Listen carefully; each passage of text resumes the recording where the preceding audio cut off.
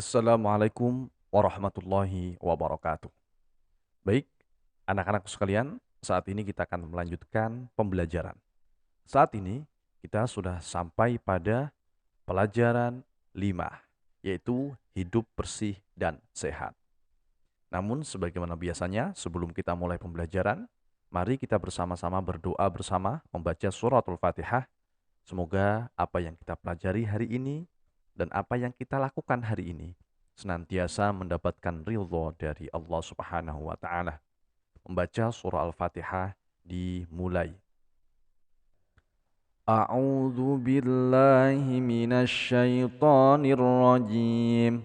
Bismillahirrahmanirrahim. Alhamdulillahi rabbil alamin. Ar-Rahmanir-Rahim, Maliki Yaumiddin. Iyyaka na'budu wa iyyaka nasta'in. Ihdinas siratal mustaqim. Siratal ladzina an'amta 'alaihim ghairil maghdubi 'alaihim waladdallin. Amin. Sebagaimana biasanya, setelah membaca suratul Fatihah, mari kita lanjutkan dengan membaca surah-surah pendek yang dimulai dari surah An-Nas sampai dengan surah Al-Fil. Mari kita mulai bersama. Bismillahirrahmanirrahim. Qul a'udzu birabbin nas, malikin nas, ilahin nas, min syarril waswasil khannas, alladzi yuwaswisu fi sudurin nas, minal jinnati wan nas. Bismillahirrahmanirrahim.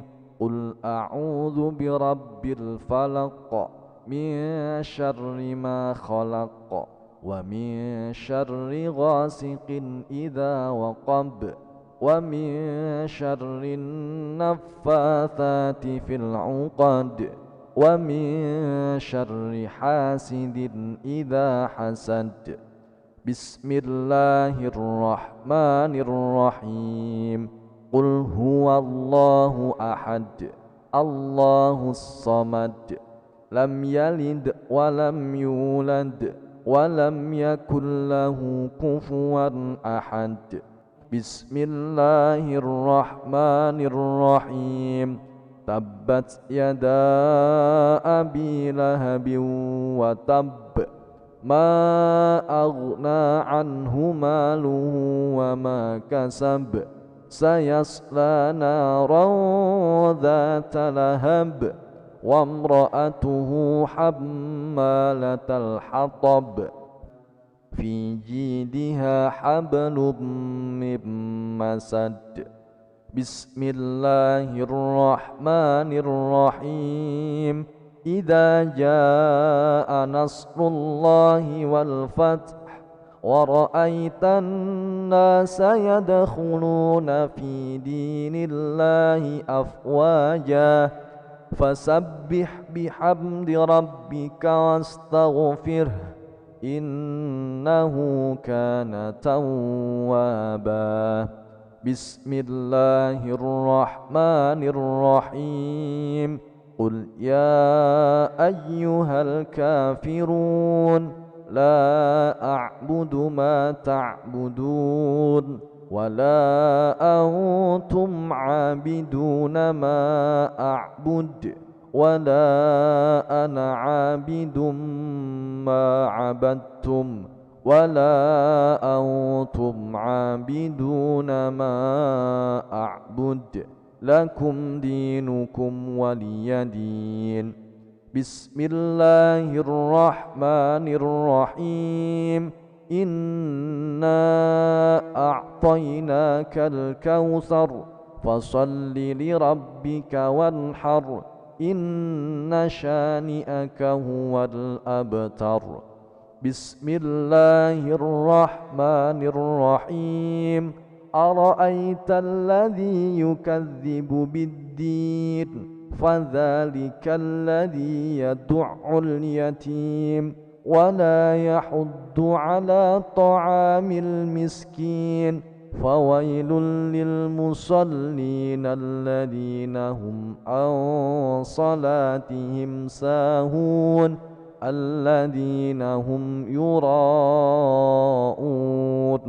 ويمنعون الماعون بسم الله الرحمن الرحيم لإيلاف قريش إيلافهم رحلة الشتاء والصيف فليعبدوا رب هذا البيت الذي أطعمهم من جوع وآمنهم من خوف بسم الله الرحمن الرحيم ألم تر كيف فعل ربك بأصحاب الفيل ألم يجعل كيدهم في تضليل وأرسل عليهم طيرا أبابيل ترميهم بحجارة من سجيل فجعلهم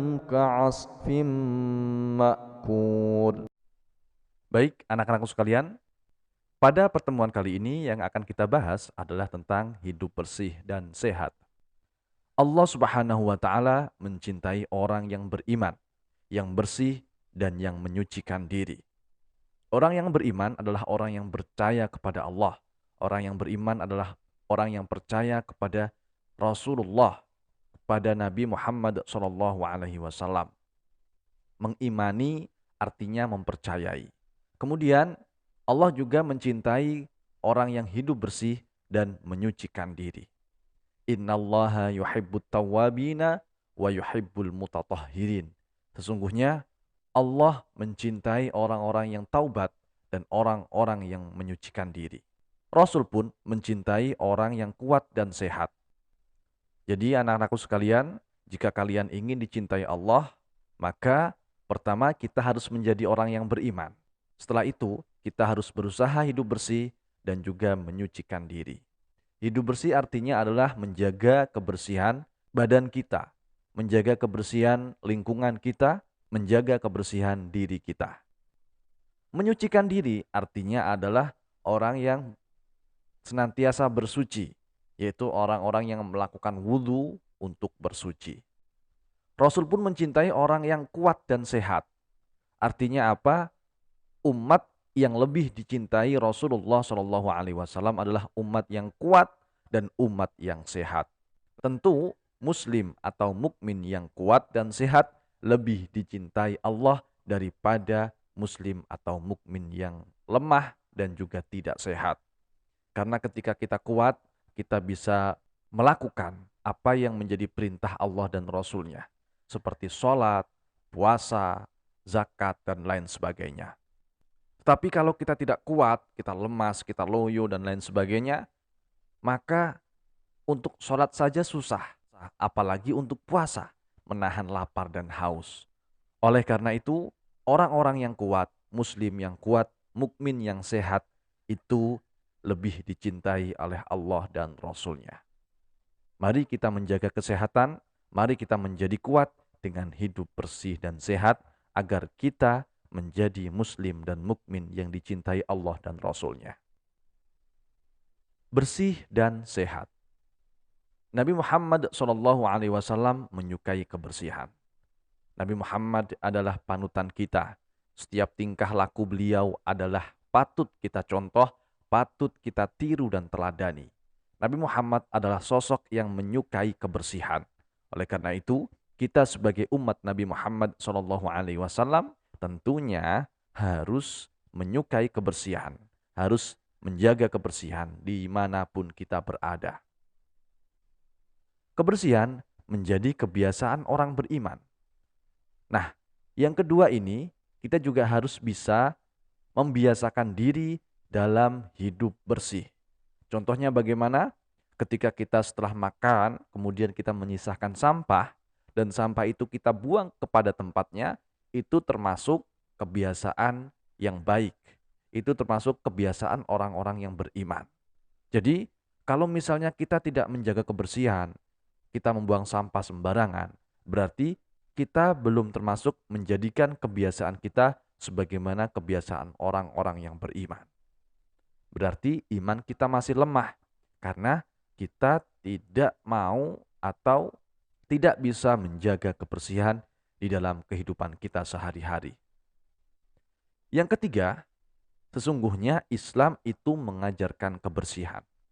Anak-anak sekalian, Islam adalah agama yang mengajarkan kebersihan.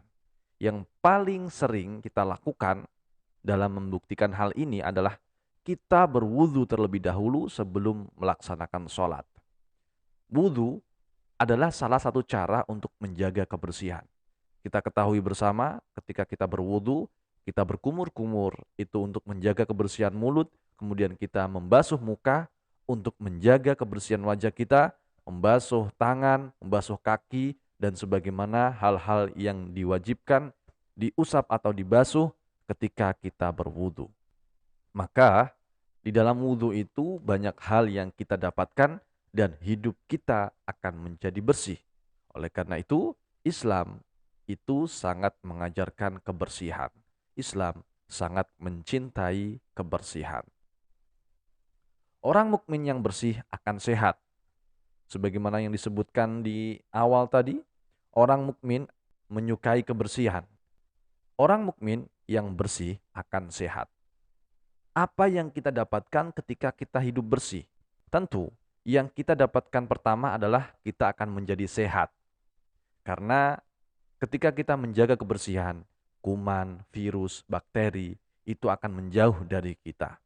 Tetapi ketika kita tidak menjaga kebersihan, kuman, virus, dan bakteri, itu suka dengan kita, akan dekat dengan kita. Kalau sudah kuman, virus, dan bakteri itu dekat dengan kita akan mudah terserang penyakit, kita akan mudah sakit.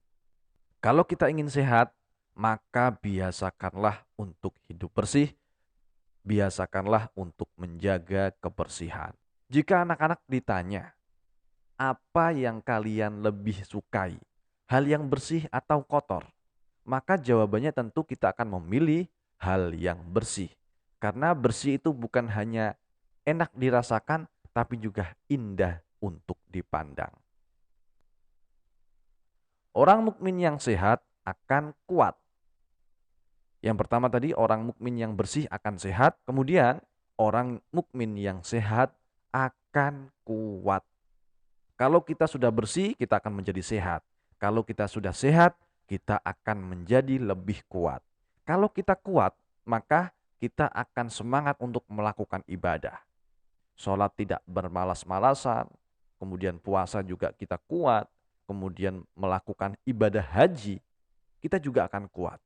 Tetapi kalau kita sudah sakit, sholat pun tidak bisa, sholat pun harus duduk, kemudian apalagi kita akan melaksanakan puasa. Yang mana di dalam puasa itu kita diwajibkan untuk menahan lapar dan haus. Orang mukmin yang sehat, dia akan menjadi lebih kuat. Dan kekuatan kita di sini bisa kita gunakan untuk beribadah kepada Allah Subhanahu wa Ta'ala. Orang mukmin yang bersih akan sehat, orang mukmin yang sehat akan kuat dan lebih dicintai oleh Allah Subhanahu wa Ta'ala. Sebagaimana yang Bapak sampaikan di awal tadi, Allah tentu lebih menyukai orang mukmin yang kuat dan sehat daripada orang mukmin yang lemah dan sakit. Kenapa demikian? Karena orang yang sehat itu akan memiliki kekuatan untuk melakukan ibadah. Sholat itu adalah ibadah yang membutuhkan kekuatan. Untuk gerakan kita di dalam sholat, itu juga butuh kekuatan. Kalau misalnya kita sakit, tidak kuat berdiri, maka kita akan sholat dengan dalam keadaan duduk. Ini memperlihatkan bahwasannya diri kita lemah. Nah, kalau sudah demikian, tentu orang yang sholat dalam keadaan berdiri lebih utama daripada sholat dalam keadaan duduk. Walaupun sholat dalam keadaan duduk itu diperbolehkan jika dalam kondisi-kondisi tertentu seperti kita sakit atau kita tidak kuat berdiri.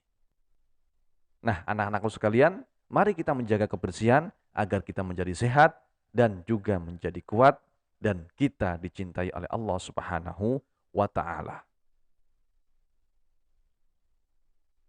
Hidup bersih dengan cara membersihkan badan dan pakaian serta lingkungan sekitar. Hidup bersih bukan hanya kita menjaga kebersihan badan kita, tetapi juga pakaian kita serta lingkungan sekitar kita. Anak-anak juga harus memperhatikan bagaimana kebersihan pakaian kita. Jangan sampai satu pakaian kita sampai memakainya berhari-hari tanpa dicuci atau diganti. Tentu itu akan menjadi kotor dan banyak kuman. Oleh karena itu usahakan setiap kali pakaian yang sudah kotor kita cuci. Setiap kali pakaian yang sudah tidak nyaman untuk digunakan, baunya tidak enak, maka kita ganti dengan pakaian yang baru. Artinya pakaian yang sudah dicuci dan bersih. Kita juga harus menjaga lingkungan kita agar lingkungan kita menjadi bersih. Terutama lingkungan di rumah kita. Jangan sampai kita di rumah membuang sampah sembarangan karena kita merasa tidak diawasi oleh Bapak Ibu guru. Tidak demikian. Karena sesungguhnya Allah itu Maha melihat. Allah akan melihat setiap tingkah kita, setiap laku kita. Apapun yang kita lakukan akan dilihat oleh Allah Subhanahu wa taala. Termasuk juga membuang sampah sembarangan. Allah juga melihat itu. Ketika kita sudah membuang sampah sembarangan, berarti kita sudah tidak menjaga kebersihan, yaitu kebersihan lingkungan kita. Hidup sehat dengan cara makan dan minum yang teratur, istirahat, olahraga, ibadah, dan lain-lain. Untuk menunjang, untuk membuat hidup kita lebih sehat, maka hal yang bisa kita lakukan diantaranya adalah waktunya istirahat masih digunakan untuk bermain. Ini adalah pola hidup yang tidak sehat. Waktunya makan, silakan makan. Karena perut kita memiliki hak untuk dipenuhi, yaitu dengan cara mengkonsumsi makanan atau minuman. Badan kita juga punya hak untuk dipenuhi. Ketika badan kita lelah, ketika badan kita capek, kemudian istirahatkanlah. Jangan memaksakan badan kita untuk terus beraktivitas dan kita tidak memperhatikan hak-hak yang harus kita penuhi untuk tubuh kita, untuk badan kita. Kalau hak-hak itu tidak dipenuhi, waktunya makan tidak makan, waktunya istirahat tidak istirahat, waktunya olahraga tidak olahraga, maka kita akan sakit. Kalau sudah sakit, apakah kita bisa beribadah? Bisa, tapi ibadah yang kita lakukan tentu tidak maksimal. Karena itu tadi, kita mungkin akan beribadah dengan duduk, tidak bisa berdiri. Atau mungkin dengan berbaring bahkan. Dengan tiduran bahkan. Bersihan dengan mengatur pola hidup yang sehat. Waktunya makan, makan. Waktunya minum, minum. Waktunya istirahat, istirahat. Waktunya olahraga, olahraga. Dan waktunya ibadah, jangan sampai ditinggalkan. Alhamdulillahirrabbilalamin. Anak-anakku sekalian, itulah tadi penjelasan singkat dari Bapak. Semoga apa yang kalian pelajari, apa yang kita pelajari, senantiasa mendapatkan ridho dari Allah Subhanahu wa taala. Demikian yang bisa Bapak sampaikan, kurang lebihnya mohon maaf. Wallahul muwafiq ila aqwamit thoriq. Assalamualaikum warahmatullahi wabarakatuh.